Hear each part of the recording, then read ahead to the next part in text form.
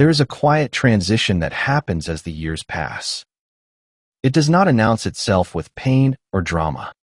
It simply arrives gradually, a little less spring in the step, a little more caution on the stairs, a little longer to recover from something that once would have barely registered. Most people accept this as aging. They assume it is simply what happens when the body has been used for 6 or 7 decades. But beneath this gradual slowing lies something that researchers are only beginning to understand fully. The changes we attribute to age are not always about the number of years we have lived. They are often about something deeper, a slow shift in the internal environment that affects every system in the body. This shift influences how joints feel, how muscles respond, how well the body heals, and even how the brain perceives discomfort. The question is not whether aging happens. It does. The question is whether some of what we call aging might actually be something else, something that has been overlooked, misunderstood, or simply accepted as inevitable when it is not. What if the body's gradual changes were not a fixed timeline, but a conversation, one that responds to how we live, what we eat, how we move, and the quiet choices made each day?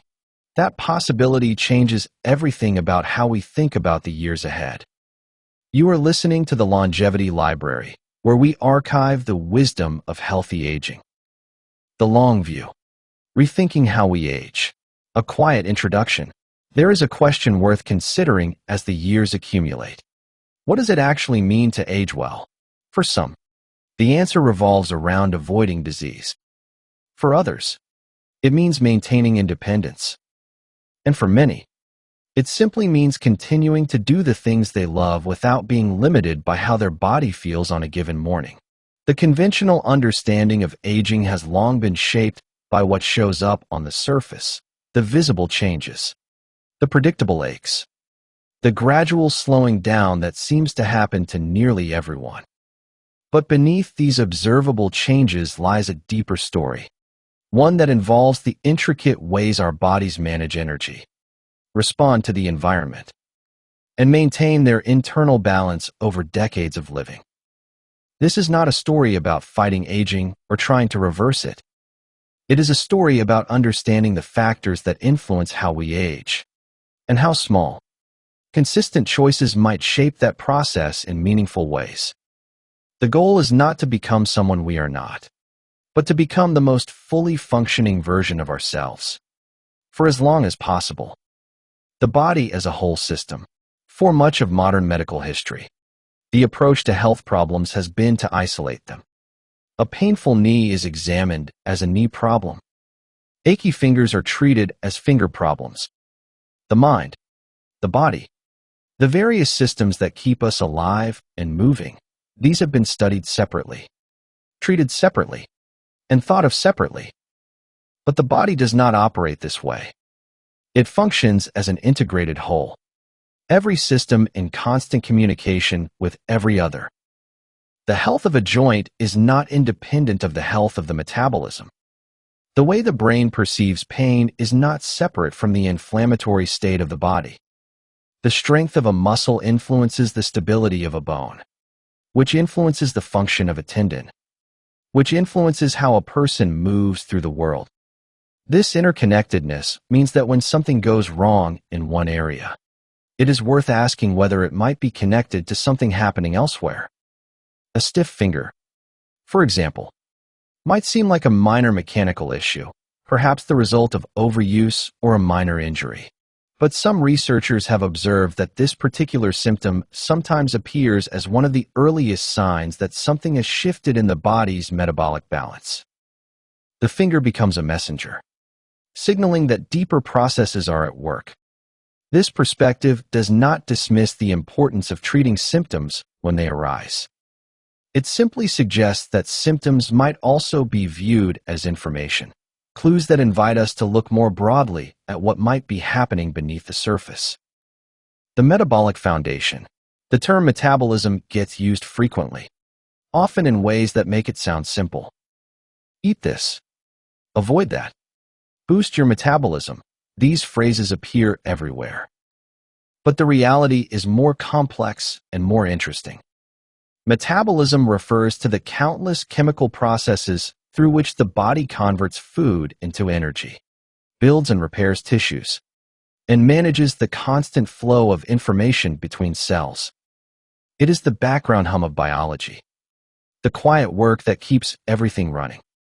When these processes function smoothly, the body has the resources it needs to maintain itself. When they become disrupted, the effects ripple outward. What researchers have come to understand in recent decades is that metabolic health exists on a spectrum. On one end, the body handles energy efficiently, maintains appropriate levels of inflammation only when needed, and recovers well from the normal wear and tear of living. On the other end, these processes become less efficient. Energy management falters. Inflammation, which should be a temporary response to injury or threat, becomes a chronic background presence. This chronic, low-grade inflammation appears to be one of the key links between metabolic health and how the body ages. It affects tissues throughout the body, the cartilage in joints, the collagen in tendons, the cells that build and maintain bone. It influences how the nervous system processes signals from the body, potentially amplifying the perception of pain. It even affects how well the body heals after injury or surgery. The observation that metabolic health influences so many aspects of physical function has led some researchers to suggest that what we think of as normal aging, the inevitable decline, the predictable aches, the gradual loss of function, might not be as inevitable as it seems.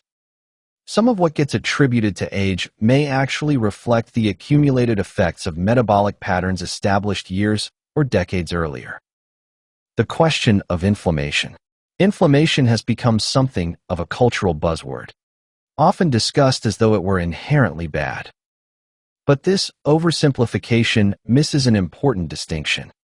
Acute inflammation, the kind that occurs when you sprain an ankle or catch a cold, is a necessary and healthy response. It brings immune cells and healing factors to the site of injury, contains damage, and initiates repair. Without it, minor injuries would never heal, and minor infections would become serious. The problem arises when inflammation becomes chronic, when the body remains in a state of low-grade activation even in the absence of injury or threat. This persistent inflammatory tone appears to contribute to a wide range of age-related changes, from cardiovascular issues to cognitive changes to the way joints feel on a daily basis. What drives this chronic inflammation? Multiple factors appear to play a role. Excess adipose tissue, particularly around the midsection, produces inflammatory signaling molecules. Poorly managed blood sugar creates conditions that promote inflammation.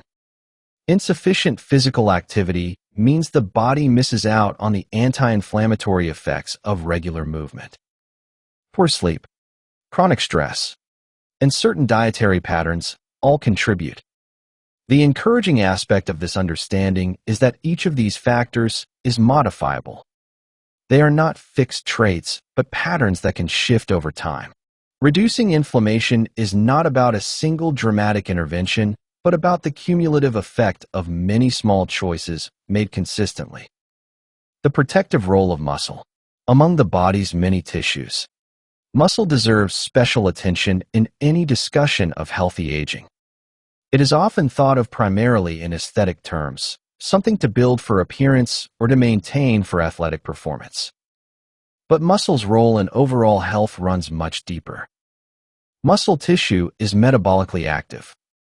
It requires energy to maintain, which means that more muscle mass contributes to a higher resting metabolic rate. It serves as a reservoir for amino acids that can be called upon during illness or injury.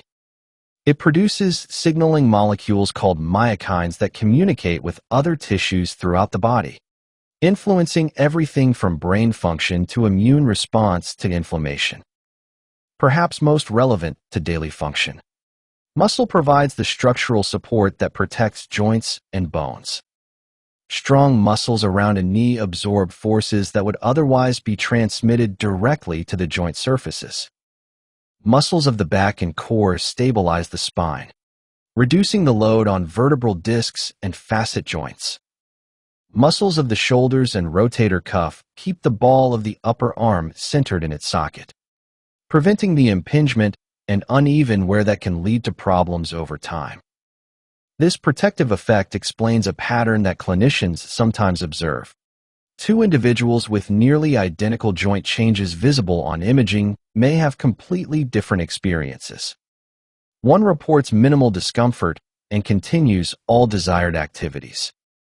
The other is significantly limited by pain.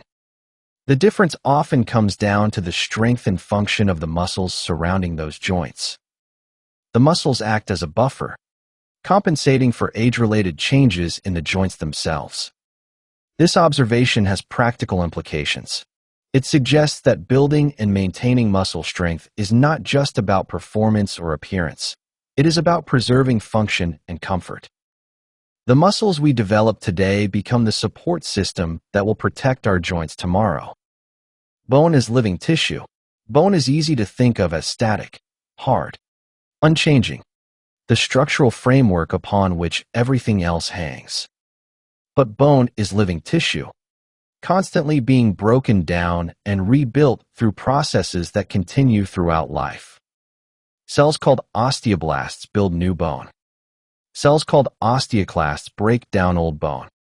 In healthy circumstances, these processes remain in balance. Several factors influence whether that balance tips toward net bone loss. Hormonal changes, particularly the decline in estrogen that accompanies menopause, accelerate bone remodeling in ways that can lead to decreased density if not offset by other factors. Inflammatory signals can suppress osteoblast activity while increasing osteoclast activity, shifting the balance toward breakdown. Inadequate intake of the nutrients that support bone health, protein, calcium, vitamin D, magnesium, vitamin K, limits the body's ability to maintain bone mass. Mechanical load also plays a crucial role. Bone responds to the forces placed upon it.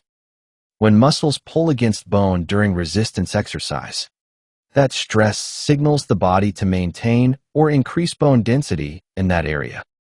Conversely, when mechanical loading decreases during prolonged inactivity, for example, bone density can decline.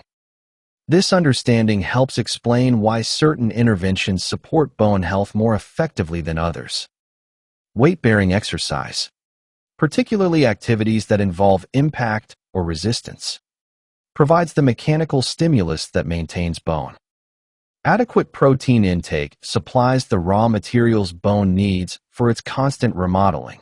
Managing inflammation, whether through diet, physical activity, or other means, creates conditions that favor bone maintenance over bone loss. The tendon connection. Tendons connect muscle to bone, transmitting the forces that make movement possible. They are remarkably strong structures when healthy, capable of withstanding tremendous loads. But they are also vulnerable to the effects of metabolic disruption in ways that are only beginning to be understood. Tendons are composed primarily of collagen, arranged in highly organized parallel fibers that give them their strength. When metabolic health declines, this organization can become disrupted. Advanced glycation end products, compounds formed when sugars bind to proteins, can accumulate in tendon tissue, creating abnormal crosslinks between collagen fibers. These crosslinks make the tendon stiffer and more brittle, less able to absorb and transmit force without damage. The same inflammatory environment that affects cartilage and bone also affects tendons. Chronic inflammation can alter the cellular composition of tendons, leading to changes in their structure and mechanical properties. The result is a tendon that is more vulnerable to injury and less capable of healing when injury occurs. This vulnerability may explain why certain tendon problems appear more frequently in individuals with metabolic dysfunction. Trigger finger. For example, a condition where a finger catches or locks in a bent position has been observed to sometimes be an early indicator that metabolic balance has shifted. The inflammation affecting the tendon sheath serves as an early warning, appearing before more obvious signs of metabolic disruption. The tendon connection also has implications for healing after injury. Even when a torn tendon is surgically repaired, the quality of the healing response depends on the environment in which that healing occurs. A body burdened by chronic inflammation and poor metabolic function will heal more slowly and less completely than one operating in a healthier state. The repair may hold, but the surrounding tissue remains vulnerable. Movement throughout the day.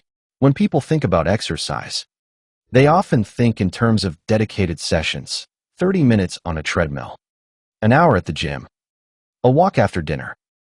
These structured periods of activity certainly matter. But emerging research suggests that what happens during the rest of the day matters almost as much. The human body evolved for nearly constant low-level movement. Our ancestors did not sit for hours at a time. They moved frequently throughout the day, even if that movement was not particularly intense. This pattern of frequent movement appears to have important effects on metabolism. It keeps circulation active, maintains sensitivity to insulin, and prevents the metabolic slowdown that can occur with prolonged sitting. Modern life makes this pattern difficult. Desk jobs, car commutes, and evenings on the couch add up to many hours of sitting each day. Even those who exercise regularly may find that their overall movement patterns are surprisingly sedentary. A morning workout does not fully compensate for 8 hours of sitting afterward. The solution is not to abandon structured exercise, but to supplement it with more movement throughout the day. Standing periodically, taking short walking breaks, doing a few stretches during television commercials. These small interruptions to sitting can add up. Some research suggests that the total number of steps taken each day, independent of dedicated exercise sessions, correlates with various health outcomes. This perspective reframes movement from something that happens only in dedicated sessions to something that can be woven throughout daily life. It makes physical activity more accessible to those who may not feel ready for structured exercise programs. And it recognizes that the body benefits from movement in all its forms, not only from intense workouts. The quality of load. Not all movement is created equal. The way a movement is performed influences its effects on the body. This principle applies across the spectrum of physical activity, from everyday tasks to dedicated exercise. When a joint moves through its range of motion with proper alignment, the forces are distributed evenly across the surfaces designed to handle them. When alignment is off, those forces become concentrated in smaller areas, increasing stress on specific structures. Over time, this uneven loading can contribute to wear and tear that might have been avoided with better movement patterns. This is not about achieving perfect form in every activity. Human movement is infinitely variable, and some variation is normal and healthy. But certain patterns, rounding the lower back while lifting, allowing the knees to collapse inward during a squat, hunching the shoulders during overhead reaching, concentrate force in ways that increase the likelihood of problems over time. The good news is that movement patterns can improve. The body is remarkably adaptable, capable of learning new ways of moving at any age. Small adjustments, learning to hinge at the hips rather than bend at the waist when picking something up, keeping the knees aligned with the toes during a squat, engaging the muscles that stabilize the shoulder before reaching overhead, can change how forces are distributed through the body. These adjustments often feel awkward at first. The brain has learned certain movement patterns over decades, and changing them requires conscious attention and practice. But with repetition, new patterns become automatic. The body learns that there is another way to perform the same task, one that distributes load more evenly and protects vulnerable structures. This principle applies to everyday activities as much as to exercise. Getting out of a chair, carrying groceries, working in the garden. All of these can be performed in ways that either support or strain the body's structures. The goal is not to move with robotic precision, but to develop an awareness of how the body moves and to make small adjustments when patterns that might cause problems over time are noticed. Strength throughout the years. The natural history of muscle strength across the lifespan follows a predictable arc. Strength increases through young adulthood, peaks somewhere in the 20s or 30s, and then gradually declines. This decline, if left unchecked, can accelerate in later decades, leading to the loss of function that many associate with aging. But this trajectory is not fixed. The rate of decline can be influenced by how muscles are used throughout life. Muscles that are challenged with resistance, whether through formal weight training, physical work, or body weight exercises, maintain their mass and strength better than muscles that are not. The principle is straightforward. Tissues adapt to the demands placed upon them. When demands decrease, tissues atrophy. When demands are maintained, tissues are maintained. This adaptation occurs at any age. While younger individuals may build muscle more rapidly, older individuals can still increase strength and muscle mass with appropriate training. The capacity for adaptation never fully disappears. It simply requires more consistent effort to maintain. The practical implication is that resistance training deserves a place in any comprehensive approach to healthy aging. This does not necessarily mean lifting heavy weights in a gym, though that can certainly be effective. Resistance can be provided by resistance bands, by bodyweight exercises like squats and push-ups, by carrying heavy objects, by working in the garden. The key is that the muscles are challenged, that they are required to generate force against resistance. For those new to resistance training, starting with bodyweight exercises and gradually increasing challenge is a reasonable approach. Learning to perform movements with control before adding weight reduces the risk of injury while building the foundational strength needed for more challenging work. The goal is not to lift the heaviest possible weight, but to consistently challenge the muscles in ways that maintain their capacity over time. The protein question. Among all the nutrients the body requires, protein holds a special place in discussions of healthy aging. It provides the amino acids that serve as building blocks for muscle, bone, skin, hair, and countless other tissues. It supports immune function, hormone production, and the repair processes that keep the body functioning. Without adequate protein, the body cannot maintain itself. Yet many older adults consume less protein than they need. Several factors contribute to this pattern. Appetite sometimes decreases with age, making it harder to consume adequate amounts of any nutrient. Cultural messages about reducing meat intake can lead to protein restriction. Convenience foods, often low in protein, may make up a larger portion of the diet. And standard dietary recommendations, designed to prevent deficiency rather than promote optimal function, may understate the protein needs of older adults.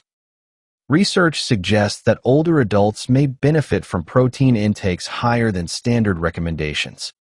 The exact amount varies by individual, depending on body size, activity level, and health status. But a general observation is that many people could improve their protein intake by making it a priority at each meal, rather than thinking of protein as something to add if there is room. Thinking of it as the foundation around which meals are built ensures that needs are met. Distributing protein throughout the day appears to matter as well. The body uses protein most efficiently when it receives moderate amounts at regular intervals, rather than a small amount at some meals and a large amount at others. A common pattern is to eat very little protein at breakfast, a moderate amount at lunch, and a large amount at dinner. Spreading protein more evenly across meals may better support the body's ongoing maintenance needs. The sources of protein also deserve consideration. Animal proteins provide all essential amino acids in proportions that closely match human needs. Plant proteins can also meet needs when consumed in variety and adequate quantity.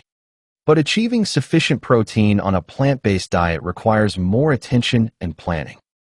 Individuals following plant-based eating patterns should be particularly mindful of their protein intake, ensuring that they are not inadvertently consuming too little while also consuming excess carbohydrates. The carbohydrate balance.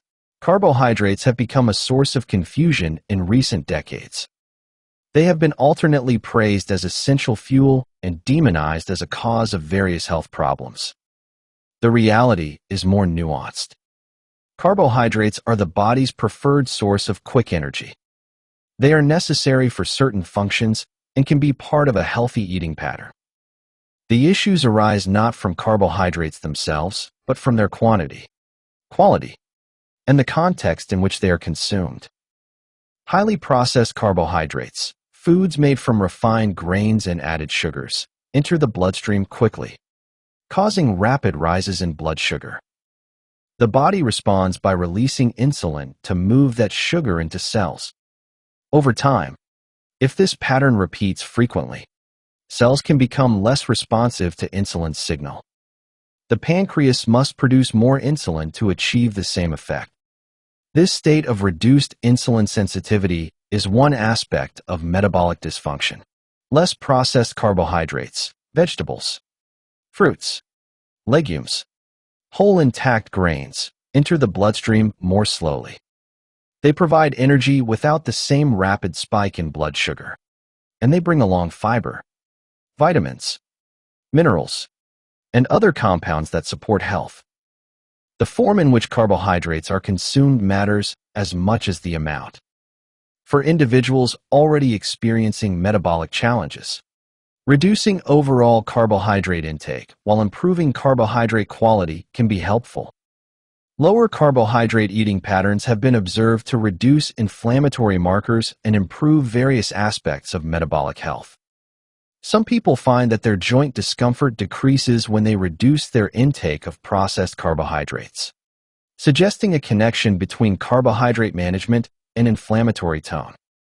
The timing of carbohydrate consumption also deserves attention. Consuming carbohydrates around physical activity, in the hours before or after exercise, takes advantage of the body's increased ability to handle them. Muscles are more receptive to taking up glucose during and after activity, making this a strategic time for carbohydrate intake. At other times, when activity levels are lower, the body may handle carbohydrates less efficiently. The fat perspective. Dietary fat has undergone a remarkable shift in public perception over the past several decades. Once vilified as a cause of heart disease and weight gain, fat is now understood to be essential for health. The body needs fat to absorb certain vitamins, to build cell membranes, to produce hormones, and to support countless other functions. Different types of fat have different effects on the body. Unsaturated fats, found in olive oil, nuts, seeds, avocados, and fatty fish, are associated with reduced inflammation and better cardiovascular health when they replace less healthy options. Saturated fats, found in animal products and some tropical oils, have more complex and individual effects that depend on the overall dietary context and the individual's metabolic state. The fats that deserve the most attention are the industrially produced trans fats, now largely removed from the food supply, and the highly refined seed oils used in many processed foods. These oils are abundant in packaged snacks, fried foods, and many restaurant meals. They contribute to the inflammatory load the body must manage without providing the beneficial compounds found in less processed fat sources. For most people, the focus should be on fat quality rather than fat quantity, including sources of unsaturated fats in the diet, limiting processed foods that contain low-quality oils, and not fearing the fats that come packaged with whole foods is a reasonable approach. The fat that occurs naturally in meat, eggs, dairy, and plant foods is part of a Wanjung food pattern and need not be avoided. The role of hormones. Hormones serve as the body's chemical messengers, coordinating activity across different tissues and systems. Their levels change throughout life, and these changes influence how the body feels and functions. For women, the menopausal transition brings significant hormonal shifts that affect multiple aspects of health. Declining estrogen levels have been associated with increased joint discomfort in some women, even those who had no previous joint issues. The mechanism appears to involve estrogen's influence on inflammation and on the tissues that make up joints. When estrogen declines, this protective influence diminishes.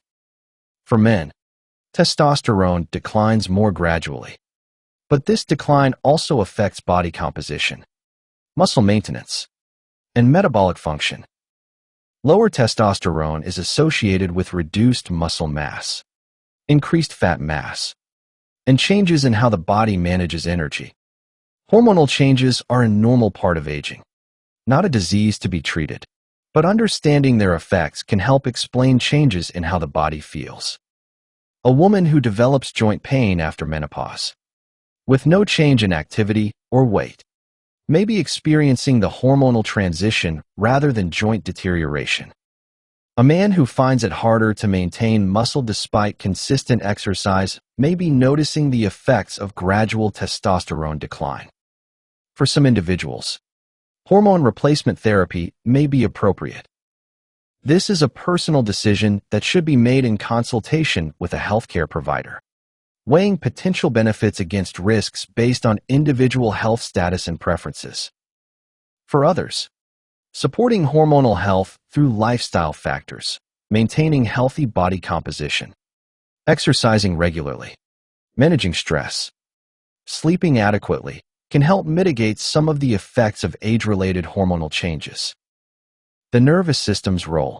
Pain is often thought of as a simple signal. Something in the body is damaged, and the brain receives a message about that damage. But the reality is more complex. Pain is constructed by the nervous system based on multiple inputs, not merely relayed from the site of injury. The same signal from a joint can be interpreted differently depending on context. The brain considers past experiences, current circumstances, emotional state, and expectations when generating the experience of pain. This is why two people with identical joint changes can have completely different experiences, one reporting significant pain, the other reporting minimal discomfort. The inflammatory state of the body influences this process. Inflammatory molecules can sensitize nerve endings, making them more likely to fire. They can also affect how the spinal cord and brain process incoming signals. A body in a state of chronic inflammation may amplify pain signals, making minor discomfort feel more significant. This understanding has practical implications. Strategies that reduce overall inflammatory tone, improving metabolic health, managing stress, getting adequate sleep, moving regularly, may influence pain perception by changing the environment in which pain signals are generated and processed. They do not directly treat the source of pain, but may change how that pain is experienced. Movement itself can also influence pain perception. Regular physical activity has been shown to modulate pain processing in ways that increase tolerance and reduce sensitivity. This may be one reason why active individuals often maintain function despite significant joint changes. Their nervous systems have adapted to interpret signals differently. For those living with chronic pain, this perspective offers hope that is not dependent on finding and fixing a specific structural problem. It suggests that even if the underlying joint changes remain, the experience of pain can be influenced by factors within an individual's control. The healing environment. When injury occurs, whether a muscle strain, a tendon tear, or a surgical incision, the body initiates a complex healing response. Cells migrate to the site, Inflammation brings necessary factors, and new tissue is gradually built. The quality of this healing depends on the environment in which it occurs. A body operating with good metabolic health has the resources needed for efficient healing. Nutrient availability is adequate. Inflammatory responses are appropriately regulated, and the cellular machinery of repair functions smoothly.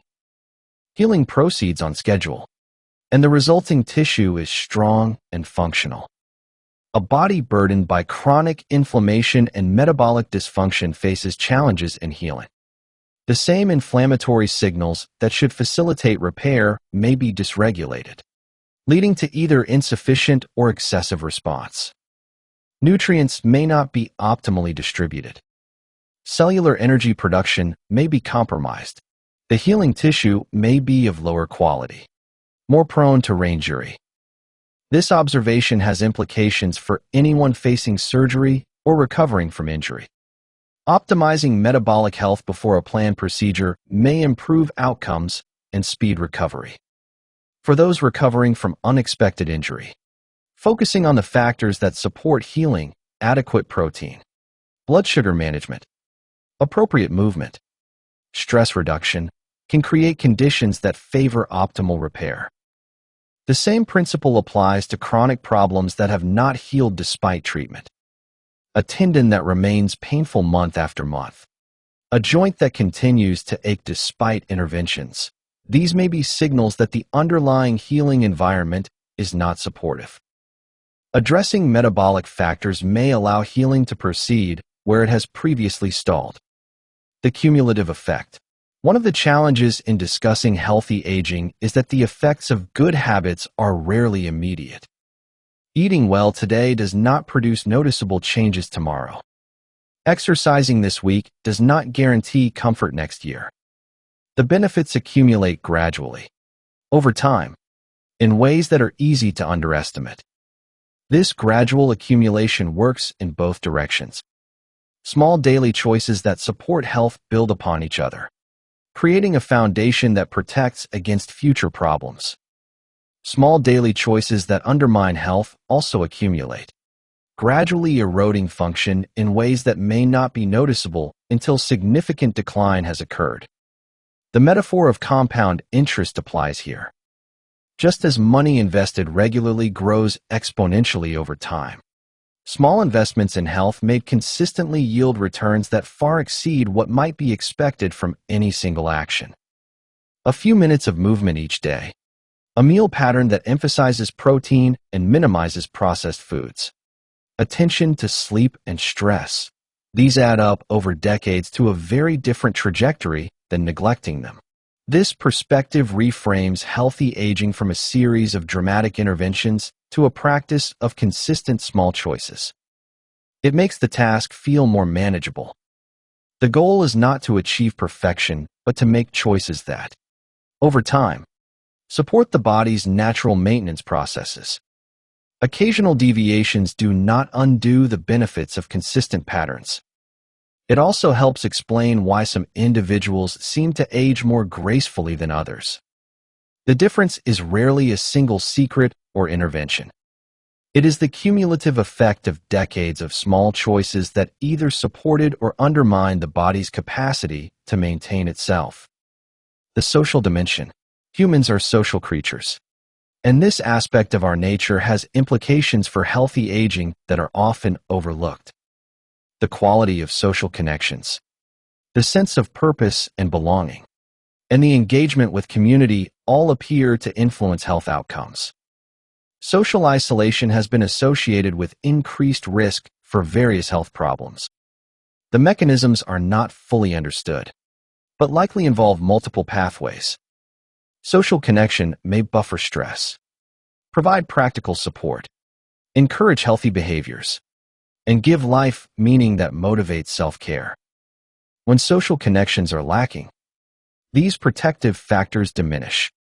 For many older adults, maintaining social connections requires intentional effort. Retirement, children moving away, and the loss of friends and partners can shrink social networks.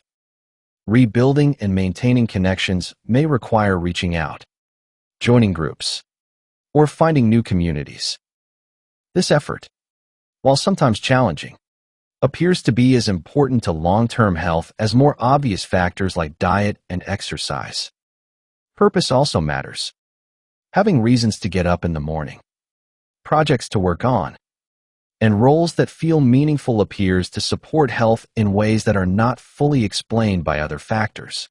Purpose provides motivation for self-care, structure to days, and engagement with life that keeps the mind and body active.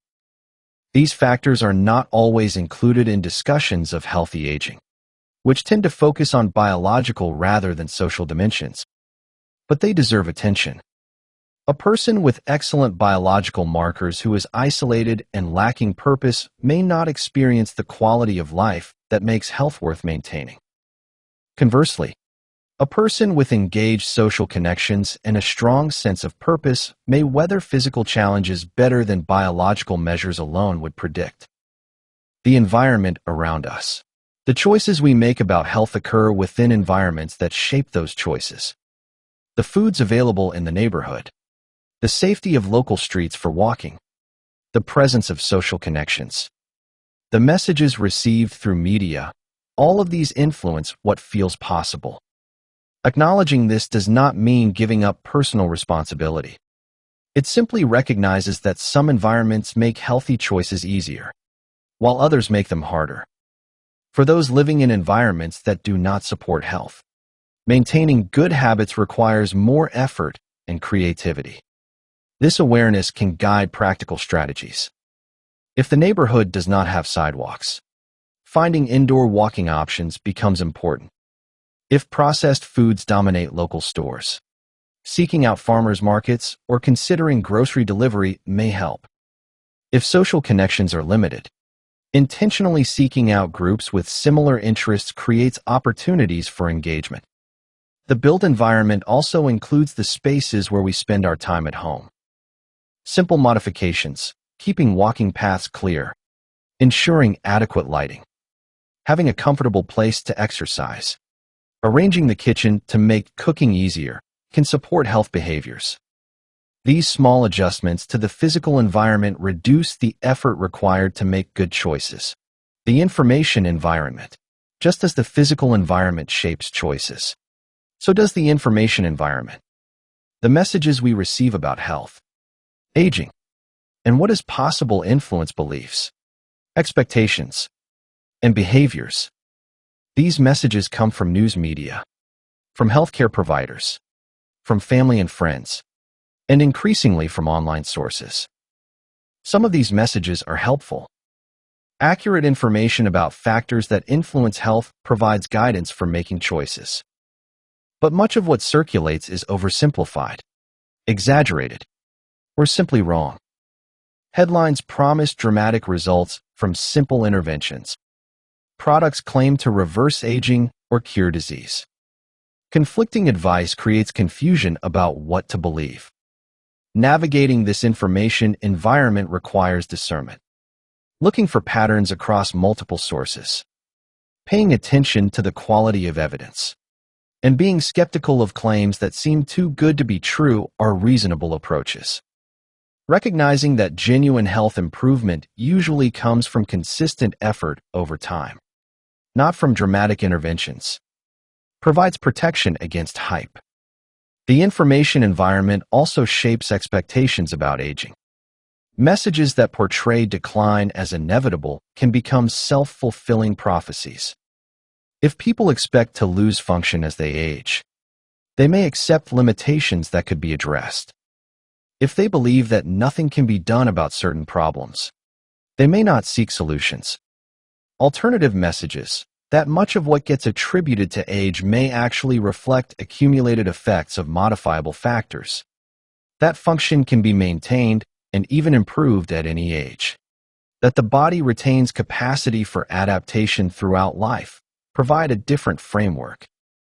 They do not promise freedom from all age-related changes, but they suggest that the trajectory of aging is more modifiable than often assumed. The question of time. Discussions of healthy aging inevitably confront the question of time.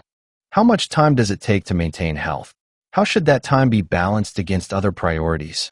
Is it worth investing time now for benefits that may not be realized for years? These are personal questions with no single answer. The amount of time required to support health is not as large as sometimes imagined.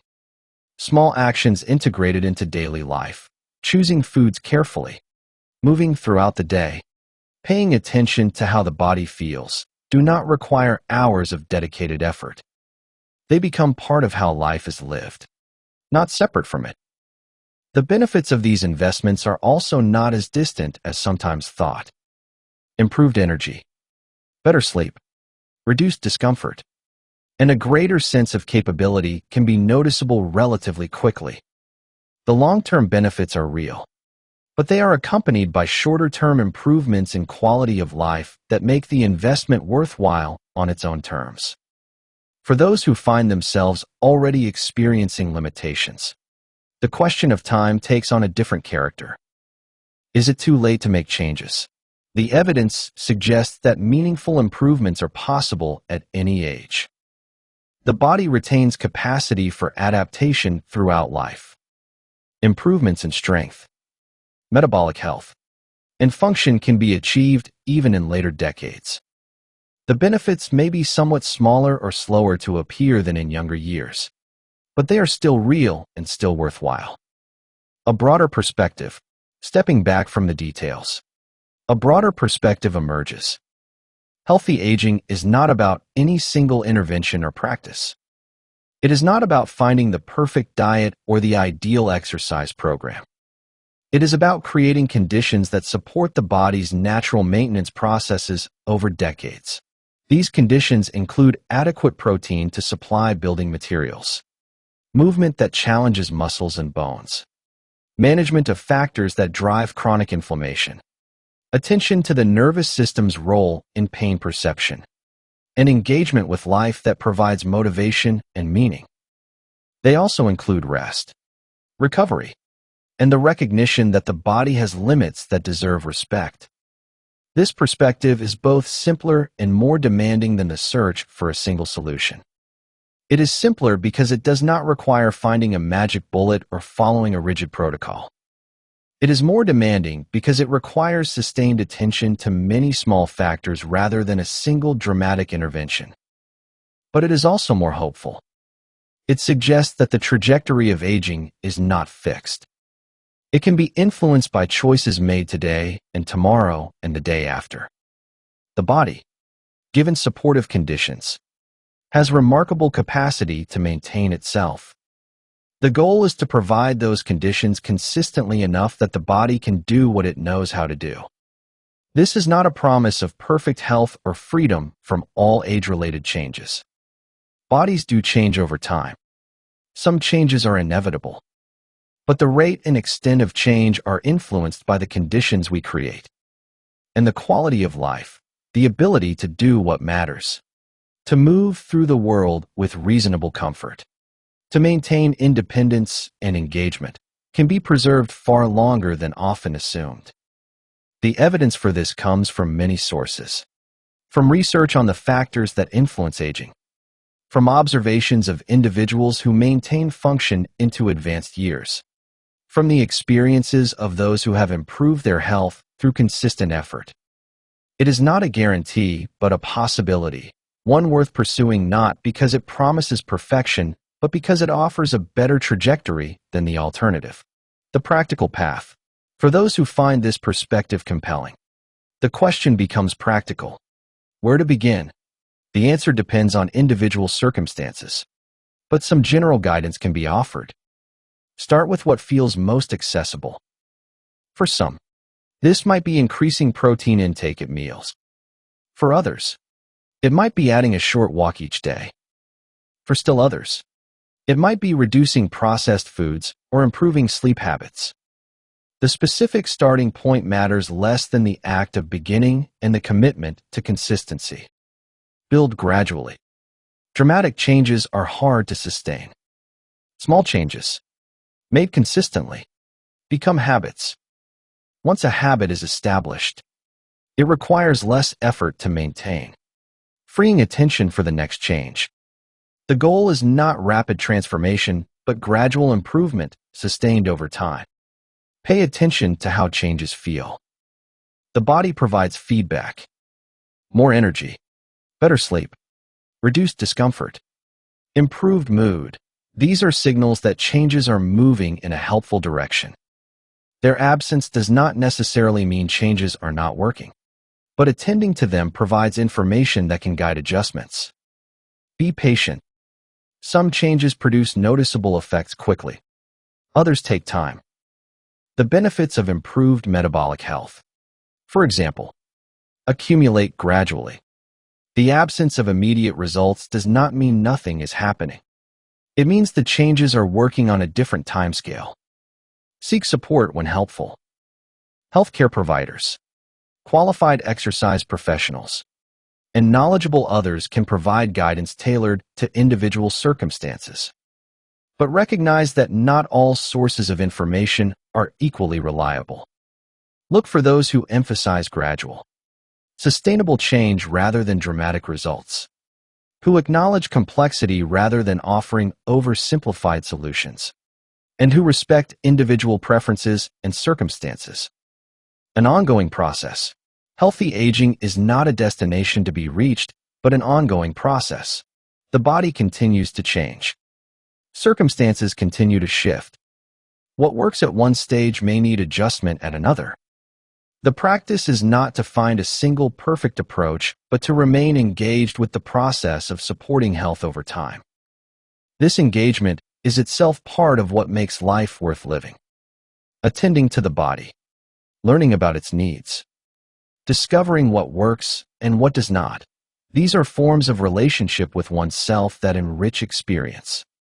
They connect us to our physical existence in ways that can be deeply satisfying. The goal, ultimately, is not to live forever or to avoid all discomfort. It is to live as fully as possible, for as long as possible, with the capacity to do what matters. This goal is pursued not through fear of decline, but through appreciation for what the body makes possible and commitment to supporting it in that work. The body has carried us through decades of living. It has adapted to countless demands, recovered from innumerable challenges, and continued functioning through circumstances both favorable and difficult.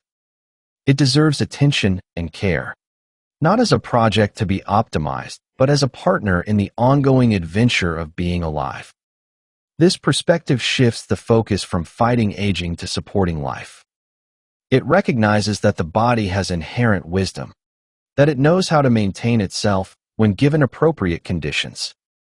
Our role is not to control every detail, but to create those conditions consistently enough that the body can do its work. In this, there is both humility and hope. Humility, because we cannot dictate every outcome. Hope, because the conditions that support health are largely within our influence. The combination, accepting what cannot be controlled while acting on what can, provides a stable foundation for the long journey of growing older. The body you inhabit has carried you through every joy, every challenge, every ordinary day of your life. It has healed from injuries you do not remember, adapted to demands you no longer make, and continued functioning through decades of use and occasional neglect. It deserves attention not as a project to be perfected, but as a partner in the life you still want to live. The single most important idea to carry forward is this.